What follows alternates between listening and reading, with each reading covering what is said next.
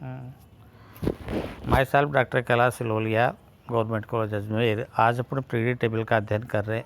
Period table का अध्ययन हमने पूर्व में कर लिया, आज इसको हम समराइज़ कर रहे हैं, जिसमें ये इंट्रोडक्शन पार्ट में कुछ बातें मैंने बताई हैं। नंबर 1 बताया है डोमिनर का तर्क नियम, जो अपन जानते हैं। मोजले की बात की, और इसके बाद में हमने मेंडेलीव की बात की, और उसके बाद आधुनिक अवसांठ की बात की। ये सीधी सादी बातें हैं, इनके बारे में ज़्यादा टाइम ख़राब नहीं करेंगे अपन, इंट्रोडक्शन है। नंबर 2 बात कर रहे हैं हम कि एक परमाणु के कुछ प्रॉपर्टीज़ होती हैं, वो प्रोटॉन चार्ज बताई हैं, परमाणु त्रिज्या बताई है, आयन विभव बताया है, इलेक्ट्रॉन बंधुता बताई है, और इलेक्ट्रोनेगेटिव बताई है। ये 4 गुण एक परमाणु में उपस्थित होते हैं, और ये 4 गुण जो है एक क्रमिक रूप से चेंज होते हैं, जिसकी हमने बात की। सर्वप्रथम बात करते हैं परमाणु क्रमांक की। तो परमाणु क्रमांक की हम जो बात कर रहे हैं, तो परमाणु क्रमांक के बारे में हम ये कहते हैं कि परमाणु क्रमांक प्रभावी नाभिकीय आवेश के कारण या प्रभावी नाभिकीय आवेश पर डिपेंड करता है, और एक कोषों की संख्या पर डिपेंड करता है। यदि कोषों की संख्या बढ़ती है तो परमाणु त्रिज्या का मान या परमाणु का आकार बड़ा होगा, और यदि प्रोटॉन की संख्या बढ़ती है और कोषों की संख्या नियत रहती है तो परमाणु आकार में कमी होगी। और यदि एक ही कक्षक में इलेक्ट्रॉन एक कक्षक अंदर जाता है तो वहाँ परिरक्षण प्रभाव आ जाता है। परिरक्षण प्रभाव परमाणु आकार का मान कम हो, परमाणु आकार का मान कमी तो होगी, लेकिन कम होगी, अर्थात आकार बढ़ जाएगा।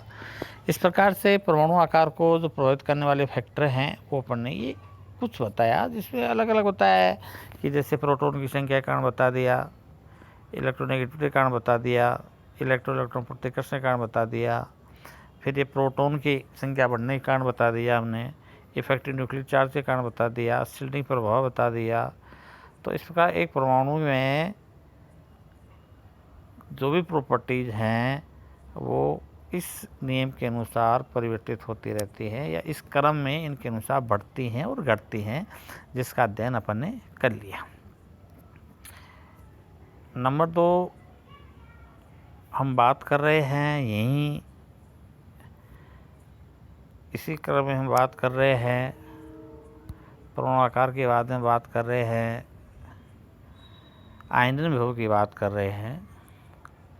जब आयनन विभव की बात करते हैं तो आयनन विभव के बारे की डेफिनेशन हमने पहले बता दी थी कि किसी विलगित परमाणु की गैसीय अवस्था से एक इलेक्ट्रॉन पृथक करने के लिए जो ऊर्जा चाहिए उसे आयनन विभव कहते हैं। इसकी बात नहीं करेंगे, अपने यहाँ जो बात करेंगे वो ये करेंगे कि आईपी का मान मुख्य रूप से कहाँ डिपेंड करता है। वही बातें हैं कि प्रभावी नाभिकीय आवेश का मान अधिक होगा तो आईपी का मान अधिक होगा, और यदि प्रभावी नाभिकीय आवेश का मान कम होगा तो आईपी का मान कम होगा। प्रभावी नाभिकीय आवेश को हम परमाणु आकार से जोड़ देते हैं कि प्रभावी नाभिकीय आवेश का तो आकार छोटा होगा तो इलेक्ट्रॉन पृथक नहीं ज़्यादा नहीं जाएगी। एक इलेक्ट्रॉन निकालने के बाद में दूसरा इलेक्ट्रॉन निकालते हैं तो ऊर्जा का मान अधिक चाहिए, क्योंकि वहाँ प्रभावी नाभिकीय आवेश बढ़ जाता है।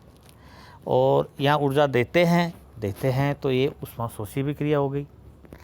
इस प्रकार से आईपी को हम एक्सप्लेन कर सकते हैं। और आईपी के जो क्वेश्चन बनते हैं वो ये बनते हैं कि जैसे एक क्वेश्चन पूछ लिया कि Na+1 बनता है जबकि Mg2 बनता है, Mg+2 बनता है, तो इसे आयनन विभव के आधार पर समझाओ। तो हमने पहले डिस्कशन किया था कि यदि प्रथम और द्वितीय आयनन विभव के मध्य अंतर